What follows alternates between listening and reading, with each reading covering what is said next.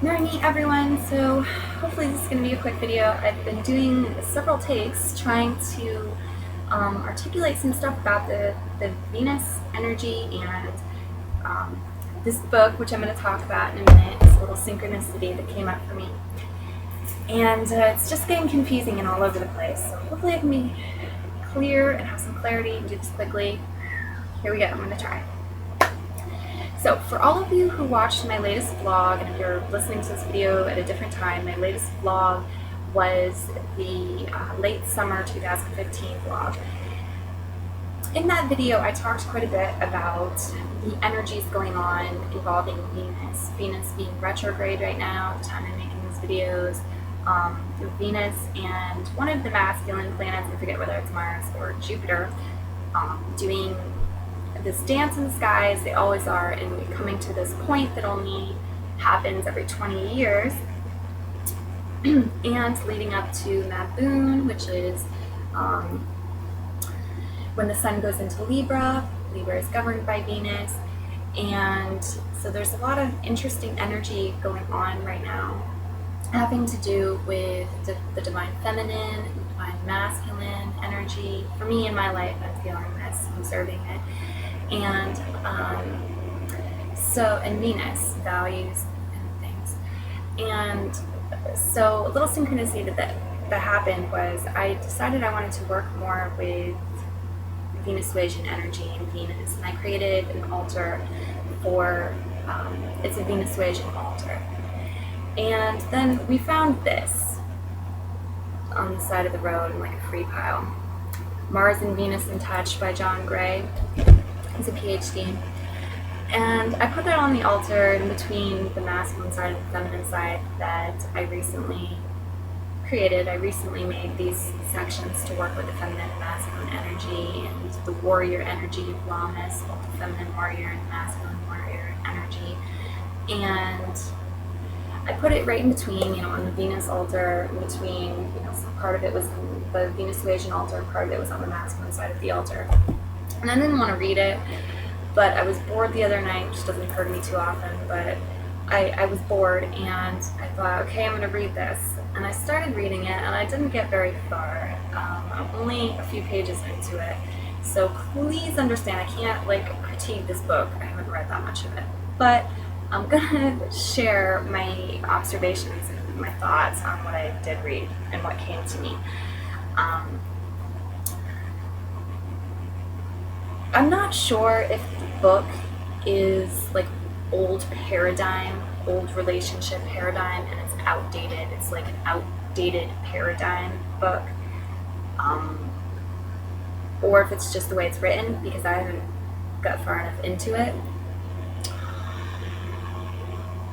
What I felt and observed, though, is there's a lot of things in here where it's saying men think this and expect this and give this, when females or when women are thinking this and wanting this and doing this.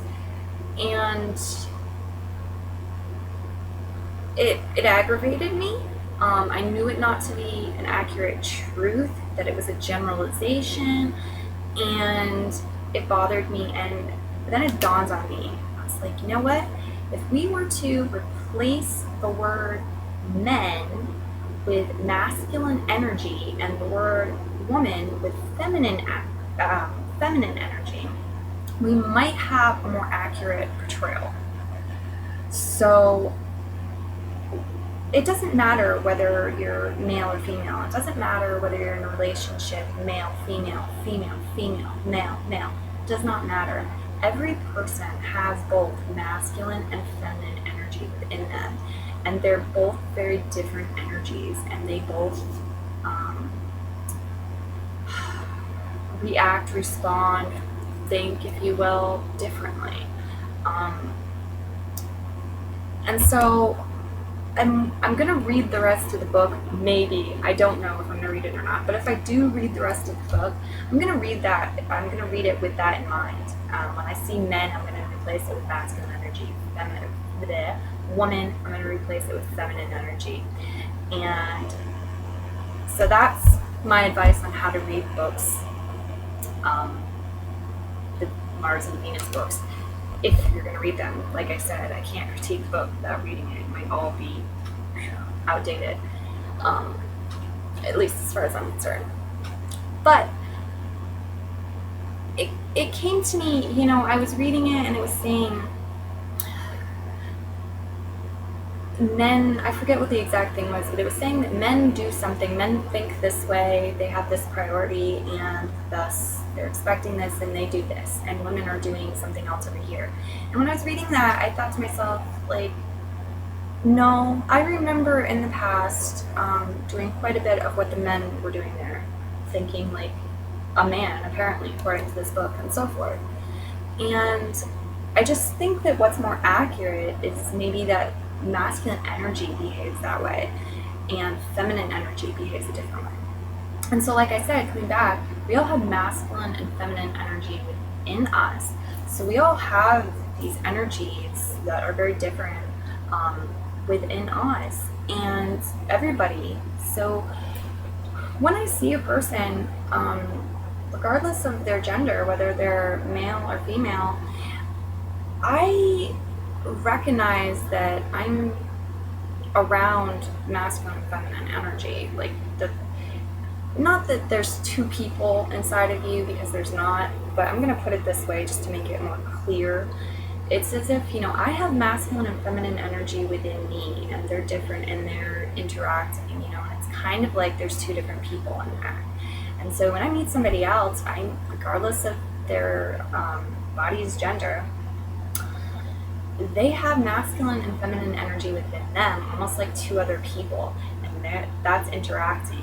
I'm aware of that. It's like the four of us meeting, There's my feminine energy, your feminine energy, my masculine energy, your masculine energy, and when you go and have a conversation or doing something with another person, that's all intermingling. So, was there any more on that? No. I just, the whole men do this, men think this, men are this way, men feel like this, women are different, they do this, this, and this. It's not true, okay? It's outdated. It's part of the old paradigm of relationships and humans, really what humans are, and gender roles and what men and women are. I know this because I've lived it, and I don't know if, I'm not a part of the old paradigm. I might still have some stuff in me to wash out, but I don't live within that paradigm. That paradigm that says, this is how life is. There's man hunts woman, woman plays hard to get, man gets woman. They date, they get married, they live, one person, male, female, live together forever, they're married.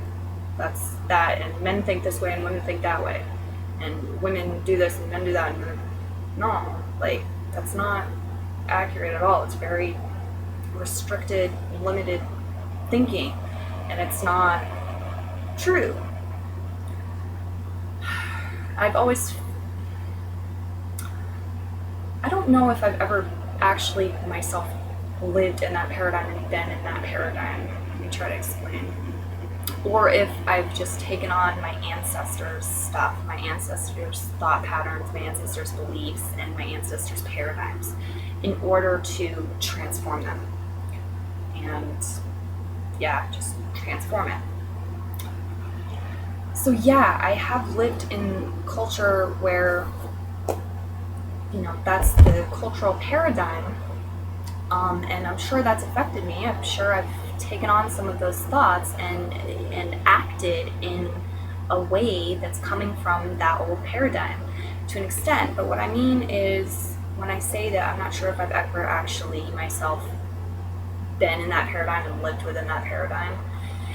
What I mean is that I've always questioned that.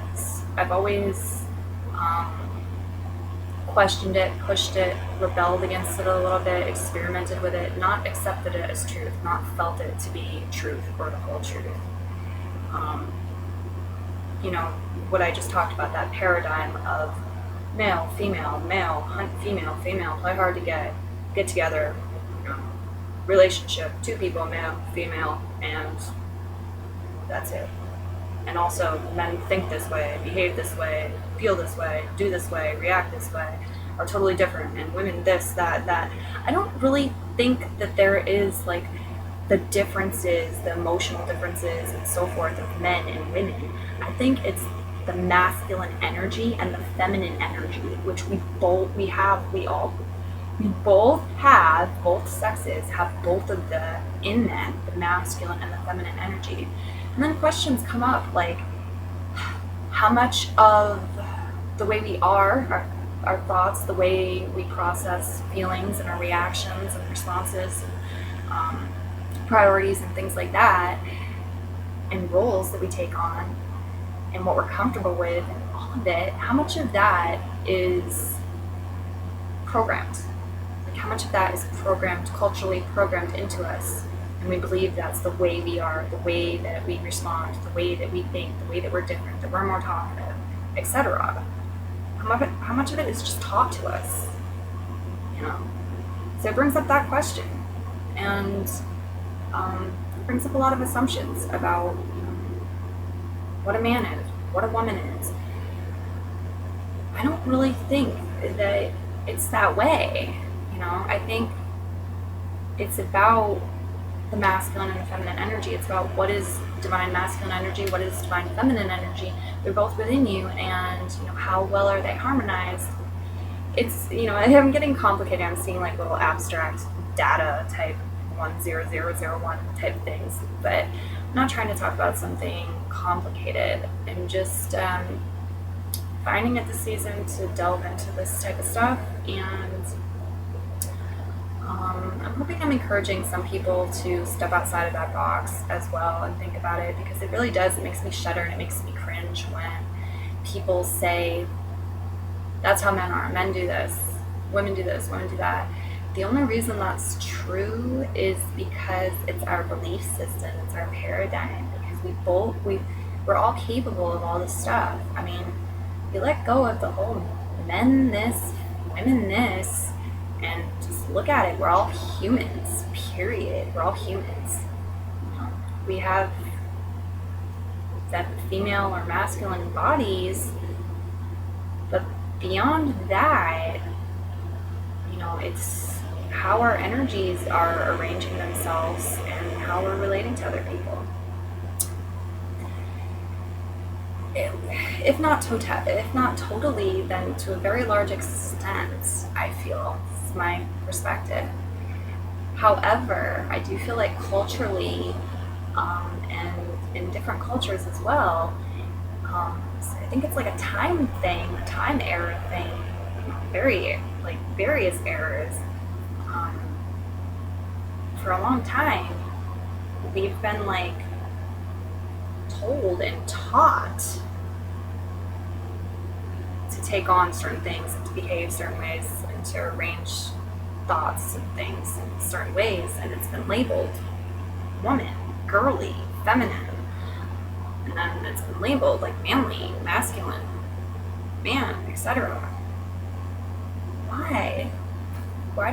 Why do that? Do we need to do that anymore? Why? Can't we all just be human and connect with source and be authentic and true and realize that our bodies are different and we're different? But we're different because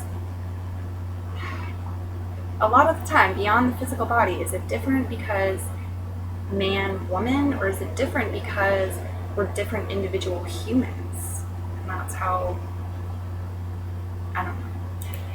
So that's it. That's my thoughts for the moment. I don't know what I'm going to title this video, but that's my advice on reading the first 2 pages of Mars and Venus in touch is to take the word man and substitute it for masculine energy, and the word woman and substitute it for feminine energy, and to understand that we have these two people, if you want, inside of us, that we're both.